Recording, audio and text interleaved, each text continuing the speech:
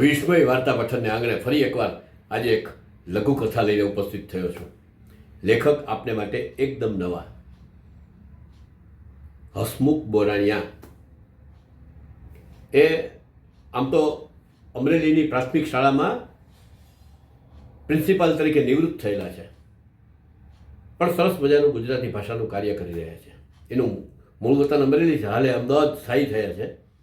એને 2014 અને 2015માં એમને બાળ સાહિત્ય માટે, કિશોર સાહિત્ય માટે રમણલાલ સોની પારિતોષિક અને ડૉક્ટર ઈશ્વર પરમાર પારિતોષિક બંને મળેલા હતા. એને લઘુકથા સ્પર્ધા અને બાળ વાર્તા સ્પર્ધામાં પણ એને ઇનામ મળેલા છે. આ ઉપરાંત લગભગ એના 6 પુસ્તકો પ્રકાશિત થઈ ચૂક્યા છે અને 30 સંપાદિત પુસ્તકોમાં એની બાળ વાર્તાઓ, શિશુ વાર્તાઓ, શૈક્ષણિક લેખો, લઘુકથા વગેરે પ્રસિદ્ધ થયેલું છે.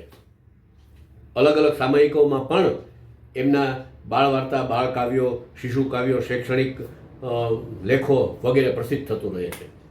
તો આવા સરસ મજાના લેખકની આપણે વાર્તા પઠન કરવા જઈ રહ્યા છીએ. આપણે માટે આનંદ અને ગૌરવની વાત છે. ભાઈ શ્રી હસમુખભાઈ બોરાણિયાના ઋણ સ્વીકાર અને એમની શુભેચ્છા સાથે અત્રે એમની એક લઘુકથા સાદર.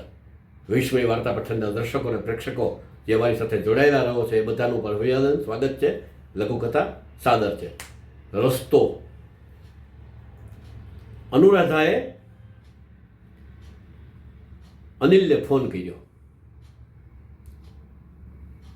હવે મેણા ટોણા સહન થતા નથી, જલ્દી આવો અને બાને સમજાવો.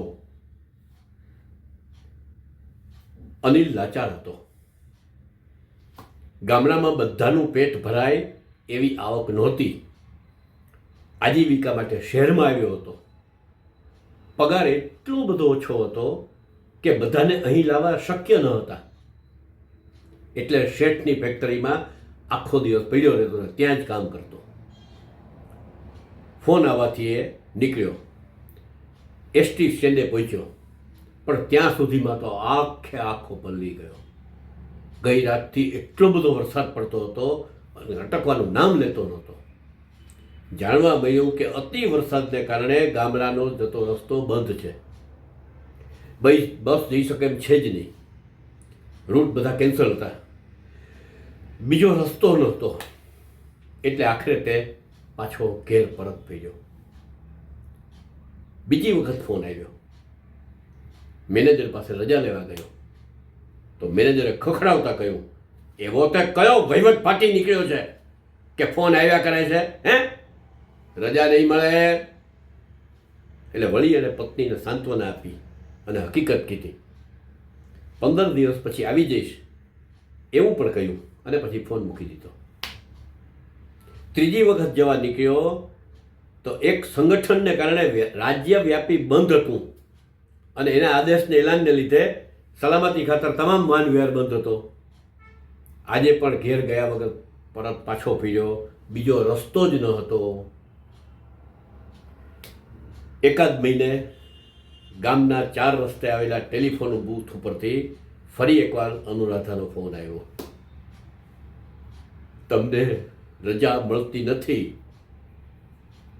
મળે છે તો રસ્તો બંધ છે. હવે મારાથી આ સહન થતું નથી. મારા માટે હવે એક જ રસ્તો ખુલ્લો છે. એનું ફોનમાં ડૂસકું સંભળાયું અને ફોન મુકાઈ ગયો. અસ્તુ. તો આથી લઘુકથા રસ્તો આપના અભિપ્રાયો ચોક્કસ તે ચોક્કસ આવકાર્યા છે.